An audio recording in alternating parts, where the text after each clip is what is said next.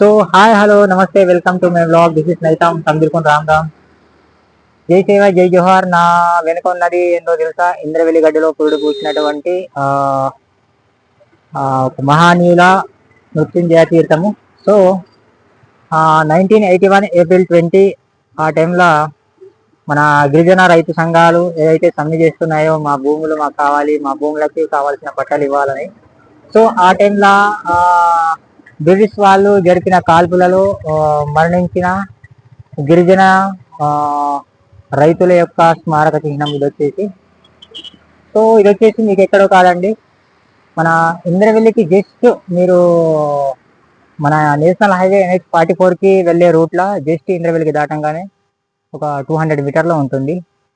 So నేను వచ్చేసి మీ ఆదివాసి నైతం. So view బాగుంటుంది, బట్ ఇప్పుడు లాక్ వేస్తుంది. సో అప్పట్లో మా భూములు కావాలి అండ్ మా భూముల యొక్క పట్టాలు కావాలని రైతులు ఎప్పుడైతే 1981లో సో సమ్మెలు నిర్వహించారో అప్పుడు బ్రిటిష్ ప్రభుత్వం తీర్మానించినప్పటికీ అయినా సరే వాళ్ళు విధించిన స్టాక్ అయినా సరే వెనుకడుగు వేయక చాలా మంది సమ్మెలో పాల్గొనేటప్పటికి సో కాల్పులు జరిపిన తర్వాత అప్పట్లో చెప్పింది ఏంటంటే 13 మంది మరణించారన్నారు. సో అందులో లెక్కలేదు, చాలా మంది మరణించారట. సో మా తాతగారు చెప్తుండేవారు అప్పట్లో ఇక్కడ మొత్తం శవాలే కనిపించాయట. సో మరణించిన వాళ్ళ యొక్క శవాలు. ఇది వచ్చేసి వాళ్ళ యొక్క స్మారక చిహ్నం అండి. అదే దీన్నే అంటారు ఇంద్రవెల్లి ఎర్రగడ్డ. సో సో దీన్నే అంటారు ఇంద్రవెల్లి యొక్క ఎర్రటి చరిత్ర. అండ్ తెలంగాణలో ఇదొక మైలురాయి అనుకోండి. చాలా మందికి తెలుసు, చాలా మందికి తెలియదు దీని గురించి. సో నేను వచ్చేసి మీ నైతం ఆదివాస ముద్దుబిడ్డ కాబట్టి, అది కూడా ఇంద్రవెల్లి గడ్డలో నివసిస్తున్నటువంటి వ్యక్తిని కాబట్టి, సో నాకు తెలిసినంత వరకు మీకైతే చెప్పాను.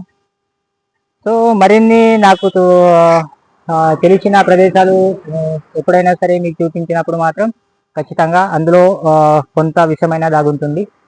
సో ఇది వచ్చేసి మా ఇంద్రవెల్లి ఏమంటారబ్బా అంటే ఇంద్రవెల్లి గడ్డలో పురుడు పోసినటువంటి ఒక అనూహ్యమైన చిహ్నం అనుకోండి, అప్పటి రైతుల స్మారక చిహ్నము.